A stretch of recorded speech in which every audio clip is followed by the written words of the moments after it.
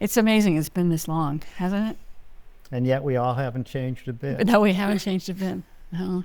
Now we're still mad about the same things we were mad about before, and we're still hopeful about maybe pulling off some things that people don't think are possible. Yeah, what I actually find interesting and a little depressing is that on a case-by-case basis, we've touched, mostly you all, have touched the lives in a positive way of so many people. But when you take the view from far above, things are still every bit as difficult as they were when we started, and that's sobering. It is sobering. But it makes a difference, though, for the folks. And one of the things that I like is it not only makes a difference for the folks that, pulled off that first co-op or whatever, but for their families and their families. It's stayed affordable. It's not just that first family, but the people they sold to and the people they've sold to. And one of my favorite things was one of our board members ran into a young man at a Lakes Region some kind of meeting. Right. And when she said, I'm on the board of the loan fund, he got all excited because he was a young boy when the Meredith Center Cooperative organized and bought it. And he remembers, he was, I don't know, like eight or nine, and he just can tell you what a difference it made in his family and in the community. And I just love that story because here it made a difference for him as what he does in his life now. And that's a whole nother generation. Yeah, I think there are a lot of those stories, and again, the idea of connecting capital or finance or money to people's lives in positive ways. And I think, that's where in New Hampshire we've really had a big influence in terms of, everybody knows who we are now, and everybody respects the loan fund. And it allows people to think differently about how they invest their own dollars. And, you think back to the beginning, Julie, one of the things that we didn't have at all was credibility. Mm-hmm. In fact, there was a lot more doubt than assurance that we could do what we were saying. And one of the things you look at now is whether it's the, State Housing Finance Agency or whether it's, the governor's office or whether it's institutions like Dartmouth Hitchcock Hospital, they all know who we are and have a healthy respect for the work that the loan fund does, and in many instances are investors or co-investors in one way or another. And so I think over this period of time, what you've seen is credibility for a basic concept in the beginning where there was all this doubt. It's like, well, you can't invest money in poor people, and they won't pay back, or you're going to end up losing everything. And now it's like, yeah, well. And I think Julie deserves a whole hell of a lot of credit for this. I mean, the way I see it, you just wouldn't take no for an answer. Starting with the Housing Finance Authority, who I think was generally wanted to be helpful, but was so profoundly skeptical that it could work. And, and then moving on to some of the, the bigger banks. Actually, if I recall, starting with some of the smaller, banks. Like, yeah. See, but one of the great ironies, Elliot, is almost all the banks we dealt with before, they're all gone. and we're still here. Like, which of the banks that we dealt with is still around now? None. They either went out of business or merged. But it's funny to think of who's still around and who's not. They should have adopted our business model. Yeah, right. Well, the mutual banks, Merrimack County Savings Bank was our original bank, and they're still our bank, and they're an investor and all that as a mutual bank. Right. Yeah. But I think the single most important element of that was simply your determination not to take no for an answer. Just no matter how many times you ran into that, that wall, it would crack a little bit each time until it came tumbling down. I'm just curious too, like when you would say things with certainty, whether you'd go home at night and think, oh my gosh, I can't believe I said that, or do I really believe that myself? I mean, because essentially saying, yeah, we can make this work, and then you go home and say, how are we going to make this work? That's exactly what happened with the Milford Co-op. It was first big co-op conversion, which is when I first met with the residents. I think it was in the church. And the meeting, and just before the end of the meeting, I said, I will not let this park become a condo development. And I went home, driving my 25-minute ride home in Manchester. And I've been practicing for about 6 or 7 years. And you told them that, and you have no idea how you're going to stop it. It did, yeah. You say, well, that's Julie's problem. I told him it's not going to happen, and now she has to figure it out. Well, the thing is, though, I actually tried never to make promises because you don't know, especially where you have to depend on so many other entities, unless I could do what I said. But I feel like people did think we were very, wild risk taking, and I'm a risk averse person. No one ever believes that, but I am, and I also am very practical. I mean, we always did really practical things that were based on what people could afford to pay. And the thing is that we didn't do things that we didn't think people could afford to pay, which meant you had to sometimes figure it out again and again and again to figure out how to get it into a place where people could afford it. But you didn't buy into and we didn't buy into the stereotype. Yes. Which is, people just don't pay their rent because they don't want to. Yes. Right. But when when you know lower income people and you realize that they're very capable and usually make choices about how to spend their limited resources that we could count on. Yeah. And I think that was the first step in realizing that we could make these things work. I mean, they're master money managers because it's so like kind of life and death if they don't. I remember one time saying as a joke that our innovation was faith in regular people. Yeah. And I don't know why that's so radical because people do pay their bills. They do and if they can, and it's better if they're stable. Now the stereotyping is really what it continues to be a big problem, and it just ripples through society in a negative way. One interesting thing that I found about residents of manufactured housing parks is that a lot of times they were very politically conservative, but on the one hand, they were exploited terribly by the park owner, and number two, they were discriminated against by their neighbors often, not the people who lived in the park, but the rest of the town. Yeah. And I think that made them open to a lot of suggestions that could really improve their lives, and specifically about once it became clear to them that this was really possible, that they were really open to trying to make change that would better their lives. I sometimes thought, I agree that we have a lot more credibility now, but it took a really long time to get that credibility. And I used to think it was because we were helping invisible people. So if you're helping invisible people solve an invisible problem, then no wonder no one can see what you're doing and why it would work. And plus stigma. We're standing with people who are stigmatized. Right. And that doesn't mean they can't pay their bill. That means that it's not impractical to do that. But it does slow down people from supporting you. Right. But, I think we've gotten better at it over time, but still, the number of times that I'm sure you heard and I heard is the idea that we're the best kept secret. Yes. Which is because we don't spend a lot of money hiring PR people to make us less of a secret. There were, not infrequent articles in various local papers and that sort of thing, but the fact was, for a long time, and still probably today, there are a lot of people who had never heard of us because we don't, we're not huge at spending a lot of money to publicize our efforts. Plus, I still think part of it is the problems, people can't see them. And one of the things I like a lot is that by talking about and having our borrowers succeed actually has people go, oh, I didn't know that. How many times have you heard people go? Absolutely. I remember we were on a bus tour one time and somebody got out and they lived 4 generations in the southwest corner of New Hampshire, and they're getting on the bus and the woman goes, Georgia, I never knew this place was here. Did you? And I'm like, whoa. Right.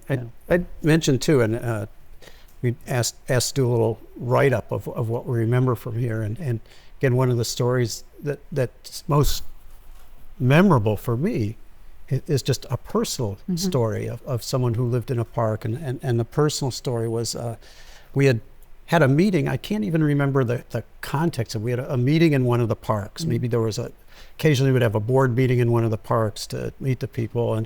And I met one of the women who was on the board of the park that we were visiting. And you know, I asked her just sort of a throwaway question. It's like, so, you know, how do you like living here? Yeah. Right? And she launches into this this answer, you know, and the time was striking too, because, you know, I thought, well, this woman's, you know, pretty up there in age, probably like what we are now, right? And I said, you know, well, what's it like living here? And I thought of that because, you know, felt like the answer was, well, let me tell you a little story, Sonny. And it was, you know, let me tell you about my life. And I thought, wow, this isn't a throwaway question anymore. And she said, you know, I was born into a family where my father made all the rules. And then I went to school and the teacher made all the rules. And I went to church on Sunday and the minister made all the rules. I was just supposed to do what I was told. And then I graduated school and I got a job in an office and my boss made all the rules. And I got married in a family and my husband made all the rules. And she said, and here I am, you know, all these years later, and we formed the co-op. And I'm on the co-op board, and I realized, even though I was taught in school, that we grow up in a democracy where we make the decisions. She said, and I realized for the first time in my life, I'm actually a person making some of the rules now. And it was like a revelation to her that she could be part of something where her voice counted, whereas she recalled through her entire life, her voice never counted, that she was always responding to what someone else wanted to do. That's a great microcosm of an issue that you have dealt with more in your career than certainly I have. But that's, you know, the validity of the notion of economic democracy. And it has kind of faded out of public discussion, but it is so fundamental. And the more we can replicate that experience, I think that not only can that make change in housing policy, but it can really help, it really ripple out into a larger discussion about how ordinary folks can shape their lives. Yeah, and maybe something you can comment on more, Julie, because it's an issue that the Loan Fund dealt with over the years. It's just because they bought it now, you know, we spend a lot of time on technical assistance. We spent on helping people figure out how to manage. How do you make decisions, especially when, you know, sometimes you disagree with your neighbors or you even fight with your neighbors. And how do you be part of a corporation that you're part of where you make decisions? I know that the Loan Fund has spent a lot of time and effort helping people figure out how these things work. Yes.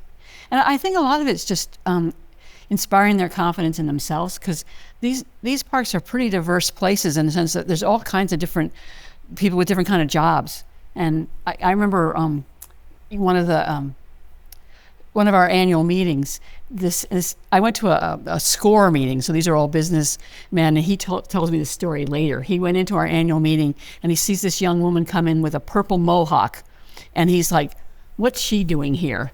And then when the program starts, she's up on the panel and he's thinking, what is she doing here? You know, and then she was the treasurer of the co-op, and she had been, I think, a bookkeeper for her father's business or something anyway. But so when they got there and they needed someone to be the treasurer, and then we trained her to be the treasurer, and then she learned how to manage the grants that they got for infrastructure, and then she ended up figuring out like that there were grants out there, so she got a scholarship for to have a hair salon, get a license, and so she's now a successful small business person with that license. And this businessman who was at our annual meeting said, I'm never going to underestimate a young person again. I'm never going to underestimate a young person with a purple mohawk again. And I thought, well, that changed her idea of herself, but it also changed his idea of it.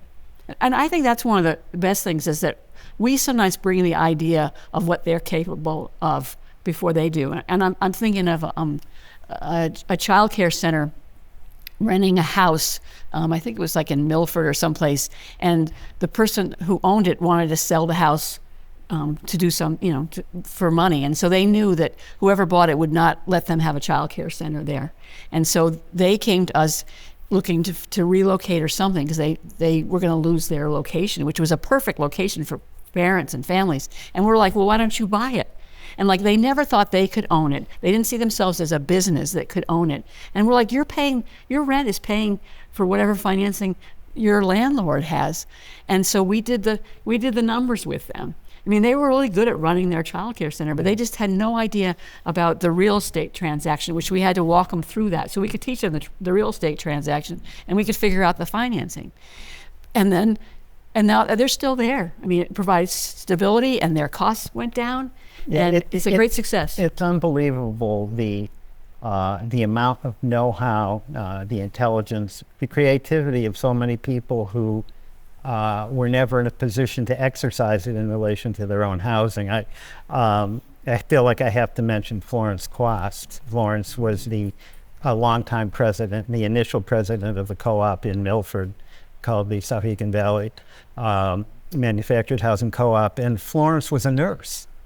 And she, very, very bright, but it never dawned on her that she would end up being a housing manager, right? And she was dogged, she was creative, she was wonderful. And I think one of the things we can all be proud of is how the loan fund was able to instigate or to be the spark that unleashed so much native creativity. And she loved you, and you promised that she wouldn't get evicted. But then she was a little bit hesitant to realize that she could own it. But then through the different, just walking through the steps of it, then she could get it. And she was a OBGYN nurse, so she could handle stress like crazy. And she knew everyone in the park. And she's the one that I remember told me, like, I said, what's going to happen if you all get evicted? And she's like, these 3 people are all going to go to a nursing home. This kid is going to get put into an institution because everybody takes care of him. And it really struck me that not only was this community a better solution to all their personal issues, but it also saved us as a society a lot of money for them to have affordable, secure housing. Yeah, it's interesting you talk about how we give people confidence, because I think one of the things that's changed over the years is the competitors who are purchasing manufactured housing parks now. So it used to be maybe a local developer might purchase it, and now it's hedge funds, because there's real opportunity to make a lot of money.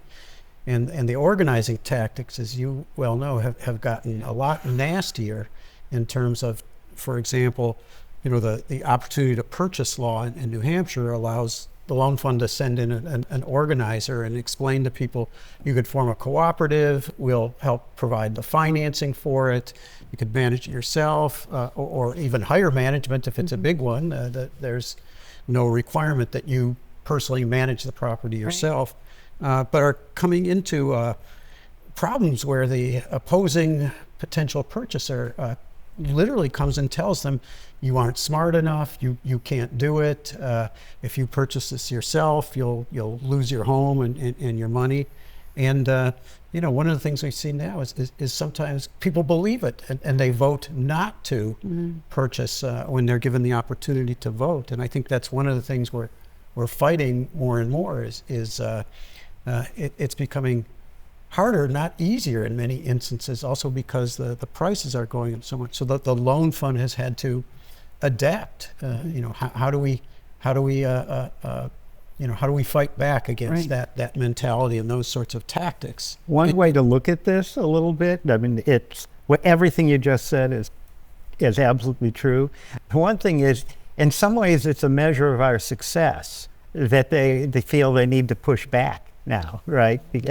At first, we were no threat to anybody, but now the loan fund has become so good at what we do that the industry really does feel threatened. And again, why that's becoming problematic in a lot of ways, at least we can take pride in the fact that that we've come to that point. Well, the thing is, I want to make sure, though, that the law that gives them the right to at least negotiate, it doesn't give them a right to buy, it gives them a right to negotiate. You wrote that law, and that law makes a total difference. Before, they didn't even know the park was for sale, much less be considered a player that is allowed to negotiate. So that piece of public policy didn't cost the state anything, and it doesn't deny the seller one dime of what they want to get from it, and yet it opened the door so that they could be a player. And that has made a huge difference. Yeah, I think that points out too what makes us a different kind of financial institution, because we are a financial institution, but you compare us to a conventional one. What differentiates us is that, you know, we're involved in the technical assistance you talk about. Here's how you buy your park. Here's how you would manage your park for assistance, or if we're working with a business, it's to help them think through what's the business strategy, how do you grow your business. Those are all important parts. And we have to get involved in policy from time to time to ensure that that people continue to have that opportunity. So we're, you know, involved in policy, but we're also, you know, a financial institution, a technical assistance provider, a management consultant. And I think what makes us successful in terms of getting loans repaid and maintaining our standing is that we do all of these things together.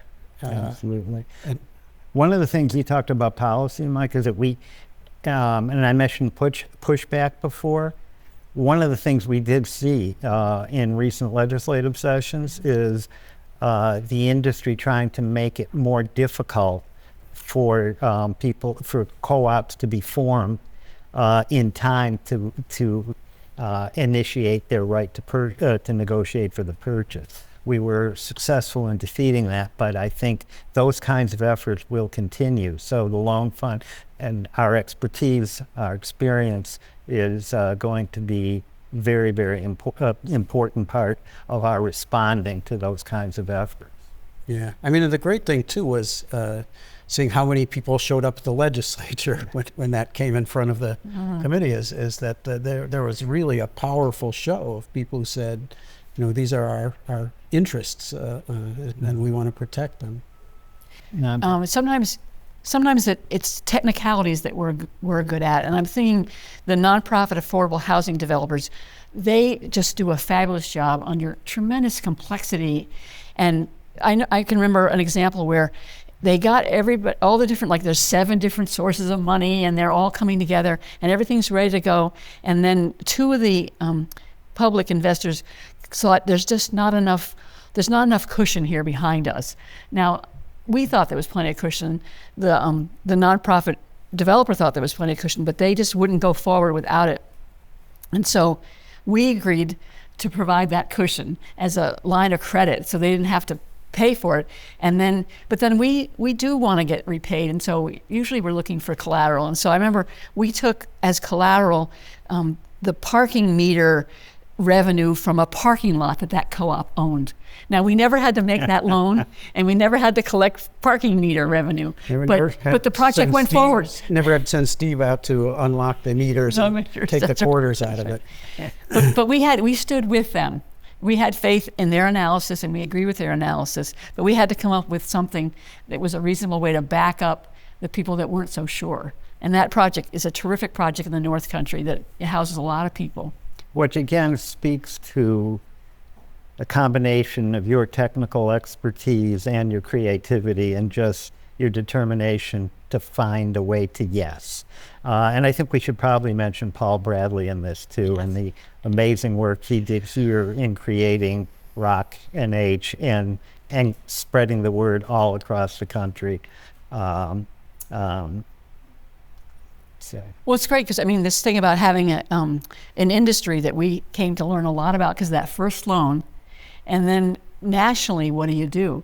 And so Paul started Rock USA with a lot of partners, with a lot of help from here, and now there's laws in other states now, some not, and there's thousands of of units and all over the country. It's now and that's part of the pushback. Like, this is spreading in a really positive way, because it was proven. It took a long time for it to get credibility. Right. And then, but Paul, with his knowledge, starting as a young organizer, has just done a terrific job managing and making this happen everywhere.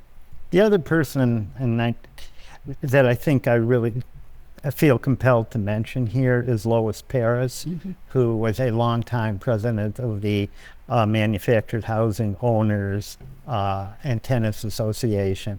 And, she lived in a park for such a long time, and her efforts at organizing tenants and then educating residents and again, the public all over the country. Her energy was boundless, and she was one of these people who just organically arose from a manufactured housing park. And again, her energy and determination were inspiring to me, and I'm sure a lot of us. I love Lois, and one thing that was great, she used to laugh because, like, how could they put this multi-million-dollar organization under the control of someone with a high school education? I mean, like, she both underestimated herself and also was very proud of what I loved about Lois was she was a great leader of a democracy. I mean, it's not easy negotiating all these, people don't agree with you. And she always said, well, what do our rules say? What do the bylaws say? And what's the most fair way to solve this problem? And I thought, that is just brilliant. And she was a great leader of a democracy. Speaking of which, it does remind me, in this day and age where we have such horrific polarization, having people like Lois and Florence and so many other people, having them talk to each other when they certainly aren't all the same, and work together solving common problems, is actually something that needs to happen on a much broader scale. And again, this is a pretty classic and terrific example of how it can break down the divisions between people. Yeah, I also think it's worth talking a little bit about the fact that we've talked a lot about the manufactured housing co-ops, and that was a big part, but really your creativity in other regards. We became a major player in childcare financing, where we really learned the field and provided loans to these really marginal businesses that could, barely exist otherwise. And we figured out how to help them, how to stabilize and keep them in business. Or like Vested for Growth, where the question was, how can we help small manufacturing businesses in New Hampshire that don't have access to equity? Yeah, we're close to Boston with all these equity and venture capital, but that you may as well be in a different planet talking about that. And yet we figured out, how can we invest in them in a way that actually helps them grow their companies, and also introduce ideas around employee participation and build that. And a lot of them were much more open to the idea than what we thought initially. Yeah. Well, what I love about Vested for Growth is that you let the local entrepreneur retain control of the company, instead of all the investors controlling the company and running the business in the interest of the investors, as opposed to the interest of the health of the business, especially the employees. And they were some of the technical systems there. I remember one company, we introduced the idea of training around profit sharing. Right. And so they did this training, and it meant like the quality and the productivity improved as everyone in the company understood how it works. And then the owner let them vote on the formula for profit sharing. The owner picked the amount, so they decided to divide it evenly. And I remember that first year, the receptionist got a $14,000 profit sharing check. Like, wow. When does that happen? I remember our discussion about that initially, actually pretty vividly, which was, we're making these investments now. Why don't we introduce some concepts to the owners about how they could do either profit sharing or some provision of employee ownership, particularly since these were typically family-owned New Hampshire businesses. These weren't, large businesses. And the initial talk was, oh, they'll never go for that. Yeah. And it may have been this business owner, I don't remember for sure, but the response was well, I'm interested in this, I just never knew how to do it. Yeah. And so, once we explained how to do it, it was like, yeah, I wouldn't mind sharing profits with my employees at all. I just can't figure it out. Yeah. And we were able to help them figure it out. Yeah. And it made a big difference. And you said, I mean, Yeah. $14,000 check. This also reminds me in terms of lending beyond housing. We should mention micro-lending, which in the early days when, we talked about it among ourselves, I had never heard of it. And I think most people hadn't. And our venture into this, I'm not saying it was a model for the rest of the world, but it sure took off. And again, it's another thing that we did because of who was going to benefit from it. And anyway, it's another thing I think to be proud of. It goes back to your thing about peer learning, people teaching each other. I mean, that's a big part of the technical assistance in the manufactured housing. It's a big part of the learning the business of childcare with business owners. It's big invested for growth, too. Yeah, invested for growth. There's peer lending, and then also with the sole proprietors who were very isolated to come together and learn from each other about how to succeed. I think one of the big questions is, how do we take what we've learned and grow it? And there's some controversy around that. There's a lot of discussion in a lot of fields about the issue of scale. Is bigger better? And my belief is, in this case, yes, it is. That we're still dealing with problems. In some cases, they're more intractable than when we started, even though we've made some progress against it.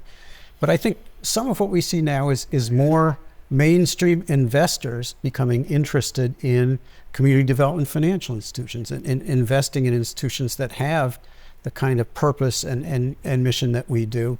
And then a big thing is to get more of them to invest, to get conventional investors and beyond just the big banks who are motivated by compliance with the Community Reinvestment Act, but to show that this is, this can be mainstream finance while still fulfilling the mission, and that in fact everybody benefits from addressing issues around inequality, and that we need to have more investment. So I think it's not just the number, but I'd like to see the loan fund be a $1 billion fund, because I think the loan could invest $1 billion in New Hampshire actually pretty easily over a relatively short period of time. And so I think we need to think about, in the coming years, what are the things we need to do to scale our efforts? Because ultimately, as the problems become bigger, we really, I think, need more force and more standing to be able to address those problems.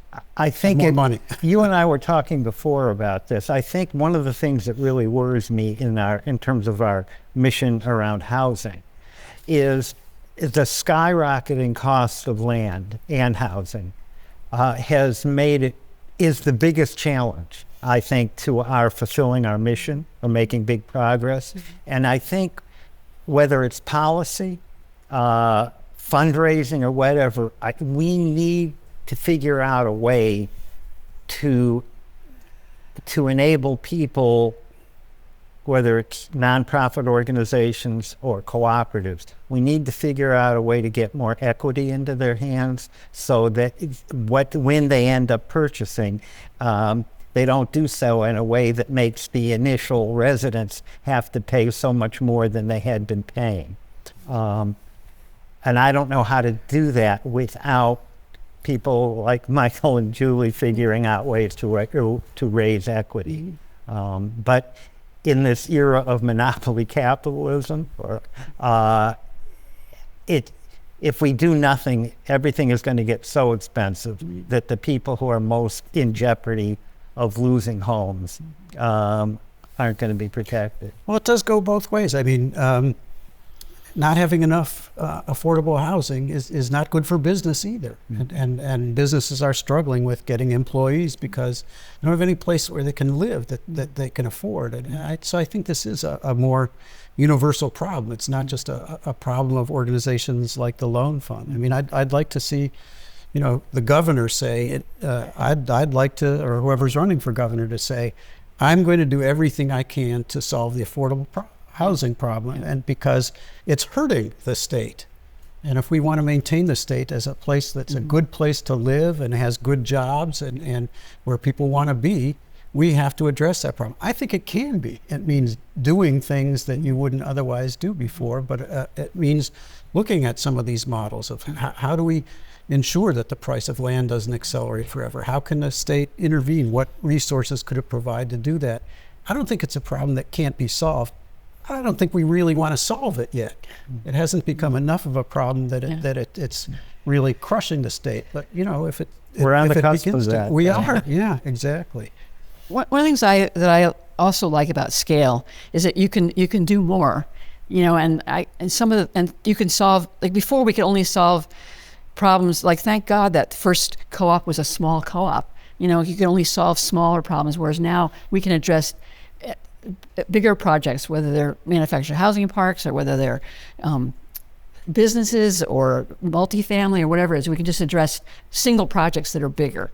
But I think one of the things about the future, I think, is being able to, at scale, invest in a lot of smaller things, do a lot of things over and be able to experiment. And that's where, like, I think the even when you get bigger, people think, oh, my $100 annual gift doesn't mean anything, but it does. It's all those annual gifts that give us the stability to experiment without having to answer to a large, like a government grant or predict what the outcomes will be, but just to try it. And that's where the annual giving comes into play, and these individual investors, these small unrestricted amounts of capital, let us experiment. And those experiments, some of them will maybe just help one person, you don't do it again, but some of them could lead to some really big things, but you have to be able to try things. Well, it's really important because the tendency when you get bigger as an institution is to get more conservative because you have more to lose. And I think that's one of the things that the loan fund has been really good at is taking on these new challenges and not becoming more conservative as it gets bigger, but it will be, it'll be a challenge. But it's not just about like risk, but it's also about like what's important. I mean, the housing can look like it's most important because it's the biggest thing in our portfolio, and other things can get dwarfed. But the housing is always going to be bigger because they're bigger projects and they're longer term. And whereas the childcare is smaller and the businesses are smaller and they're shorter, but they make a big difference. And so how to let them not get dwarfed by the housing, how to go at all these other things that affect people's lives. And the other thing I want to say, it's not just about having the money, and this, you guys touched on this, but I think some of the best solutions came from people coming together and saying, okay, let's do this. Whether it's a partnership or just people having faith that they don't really have and trying it, or bringing a policy thing to it, or bringing like a partnership like the woman with the purple mohair and that business consultant together, and what kind of magic can you make with that? With community mindedness, and it doesn't cost anything to do that. I mean, the other thing that I think you were talking a few minutes ago about the individual donors and how important they are. Mm-hmm. One of the things it does is it puts them in touch with projects and people with whom otherwise they'd have no contact at all, and that it just heightens their awareness of a larger world of possibilities to improve the lives of people in this state. And I think, again, in crossing those barriers, that's an incredibly valuable thing. What has truly been inspiring to me is in creating the loan fund and watching its operation has been the extraordinary diversity of people who have been a part of its success and the beneficiaries of its success. Again, whether it's lenders, borrowers, staff. It's just, it has touched, again, the ripples have just gone way out, and it makes for a better state, and it's really exciting to have had any small part in bringing it about, and working with people like you. Yeah, it's great to see both. We should do this again in 40 years. Well, I agree, and it's people have to think, like, thinking small can be really big, and self-help is an engine, that I think everybody can get around. But there are things that are obstacles. And so what I love about the loan fund is figuring out ways to help people get over those obstacles in ways that they couldn't have necessarily done themselves, but yet we can connect people and connect resources with people, and those small efforts can really make a big deal. And you guys really invented that. And maybe I loved it. Maybe that's the New Hampshire advantage that people don't talk about. Yeah. Well said.